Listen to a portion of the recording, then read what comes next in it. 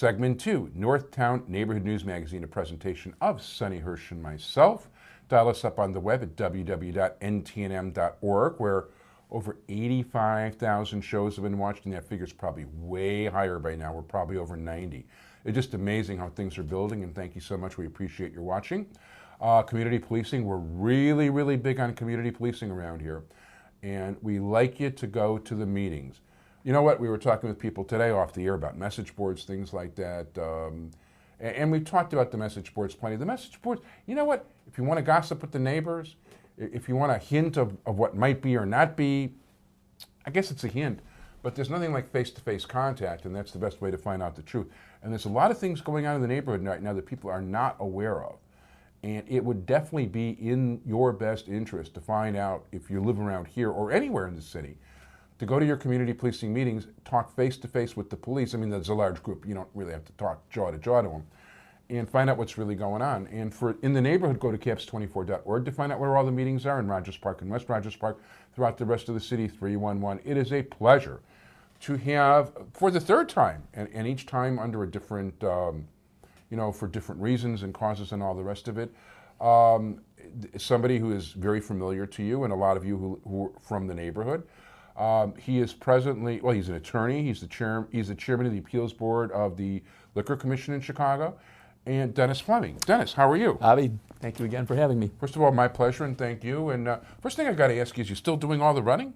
Yes. And I don't mean for office. I mean, he Yes. was cross-country runner at Ignatius. No. I was a basketball player at Ignatius. Oh, basketball. But we had to do some running. That was It was my friend Tom Eckert and his brother that were doing cross-country. Tom and George. Yeah, okay. Classmates of mine? Yeah, that I know. And to my another friend, Bob Seidenberg from the Evanston Review, also was a cross-country runner. So me, I'm just, I've got the speed and hops of a block of cement. I just walk. So, okay. Oh, basketball. So what position did you play? Played forward. Okay, not bad. So anyway, you're about to embark on a new venture here. I am circulating petitions to run for the Democratic nomination for judge in the 9th Subcircuit in the February 2010 primary. And of course, that's coming up sooner than people think. The election itself is what, February 2nd? February 2nd. And that means early voting is going to start like the second week in January? In that time frame, right. Wow. So and by the time this airs, it's going to be about the end of petition time. Petitions will have been filed probably by then. Wow. Yeah, I believe the last date's November 2nd, the last day to file petitions. So yeah, petitions could very well be finished by then. And so, okay, how do you go about running for judge? Well, in our situation here, going back to 1992, legislation was passed that divided the way and separated the way we elect judges. Some of the judges are elected countywide, and a number of the judges are elected now out of 15 subcircuits.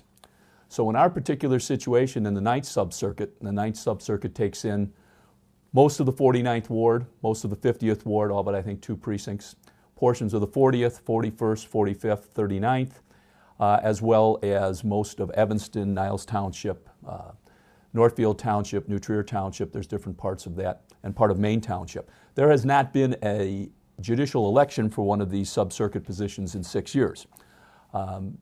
Because of, well, go ahead. Well, it's just due to the way that the positions were allocated. Certain judges that were elected originally citywide or only countywide had to retire, and then their judgeship would go into a subcircuit.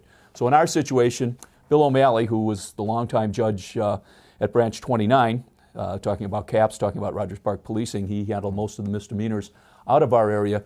Bill retired. There was an opening.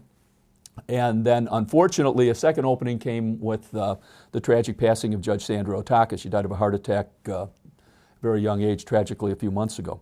So right now we have 2 openings. We hadn't had any for a number of years. We now have 2 openings. So I am presently circulating petitions for both, and then you find yourself in a situation where you're trying to guess what candidate or which candidates may be staying in one race as opposed to the other, and trying to figure out where your political strength may or may not be. Yeah, right now it's like we don't even know all who's running. I've heard as many estimates of 12 to 15 people for the 2 races. We know of 9 people who are at least trying for it now. That's what we're at this point, right? Yeah, and who knows who else is out there that that people don't know about yet. The difference between running in the subcircuit and running countywide is the number of petitions. we need in the subcircuit to only have 500 petitions to get on the ballot. If you are running for a county-wide position, I believe it is somewhere close to 5,000. If you're running for the appellate court, it's somewhere like 3,800. So while 500 is not a lot, it does take time and effort to get it. It is something that can be done in a short period of time. So where we're at 9 right now, it could conceivably get to the 12 to 15 that people have speculated about. Wow. So yeah, you never know, and there might be people circulating out there who nobody knows about at this time. Right. So, and one thing I want to mention to people, they should check out Jack LaHane's blog, which is you can find on the web. Matter of fact, the way I found about it, and he's been a guest on the show at this point, is I just typed in 9th Judicial Subcircuit, and I start getting articles from him about people that might be running. So it was very valuable from that standpoint. And so, I mean, but running for judge is not exactly like you're running for alderman. You know, you don't start necessarily, I don't know if you kiss babies or not, and I don't think aldermen do either these days with all the social diseases. No, but I bought a candy bar to get from a mom to get her to sign a petition the other day. I don't know if Patrick Fitzgerald is going to be calling me about this, but I told her she didn't have to vote for me, so I don't think I did anything illegal in terms of it. It's a different type situation than it was a number of years ago. Anyone who's followed Chicago politics knows that in the past, the committeemen in the area has pretty much decided who would be or who would not be successful judicial candidates due to the lack of real strength in political organizations, especially when we have one so diverse as we have in the 9th District, and the way the wards have been broken up. There really is no one political organization that can turn around and say, we are going to deliver you 10,000 votes so that if you have their support, you are basically a guaranteed winner. Other subcircuits, the one subcircuit on the near southwest side, you still have the 11th ward and you have the 13th ward. So with Finance Chairman Daley and with Speaker Madigan, so if you have their support in that subcircuit, you're in pretty good shape. Right, here, I would think so. Here, it's not quite that way. Now, I don't want anyone to think I'm not looking for their support. Certainly, it is helpful, but the situation is that we have seen over the years that a number of the candidates that were slated by the committeemen in the subcircuit did not win. Right. You want their help, but you realize in this particular situation you have to go out and you have to make your contacts with your friends, with your neighbors, with their friends, their neighbors, and any other way you can get your name out to the members of the 9th Subcircuit.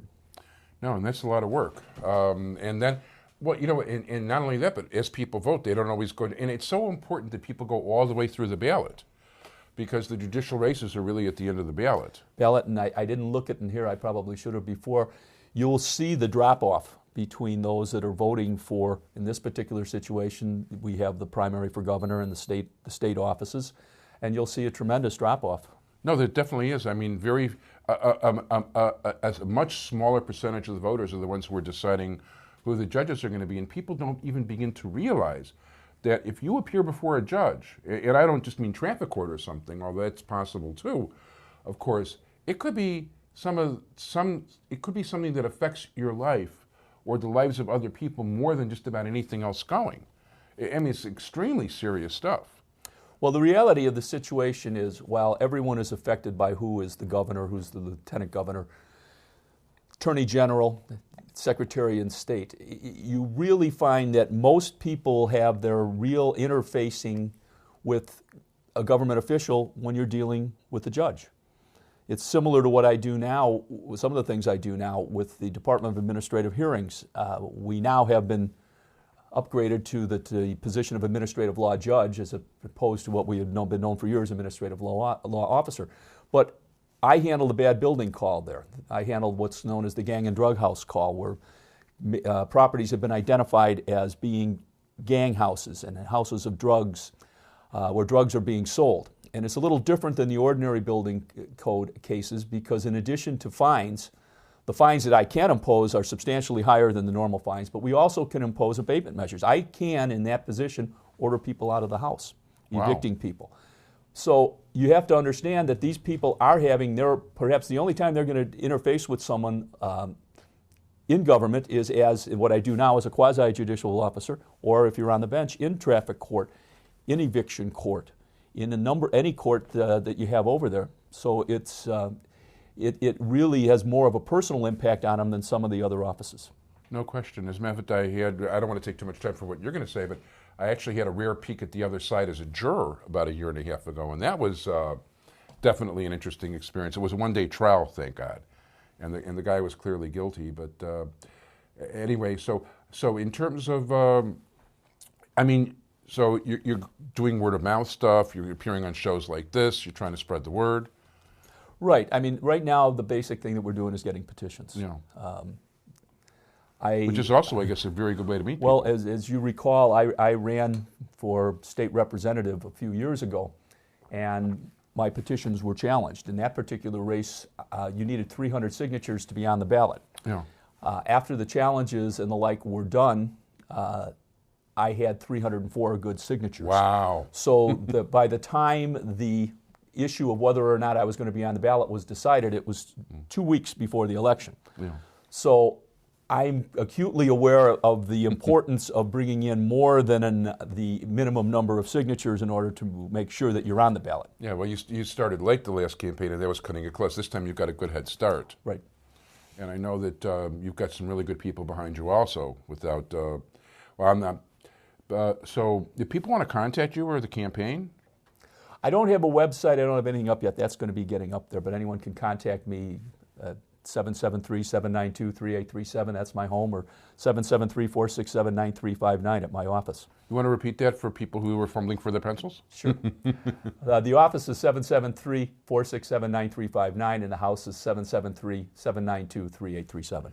And it's a very short campaign. It's a very short time from when the petitions are due by November 2nd is the end of it. And the election itself, you can start voting a little over 2.5 months after that. Right. And everything gets decided 3 months later. It's just everything's bam, bam, bam. Very short campaign. But anyways, I'm so glad you came here, and I'm so glad you let people know what you're doing. And of course, I've known Dennis a long time and think very highly of Dennis. Dennis Fleming, we want to wish you good luck as a candidate in the 9th Judicial Subcircuit. And thanks for joining us, everybody. And join us every single Thursday, Friday, and Monday, depending on the city, suburb, whatever, on the North Time News Magazine. Thanks to my entire technical crew, Sonny Hirsch. Thanks for being here, everybody. Bye-bye.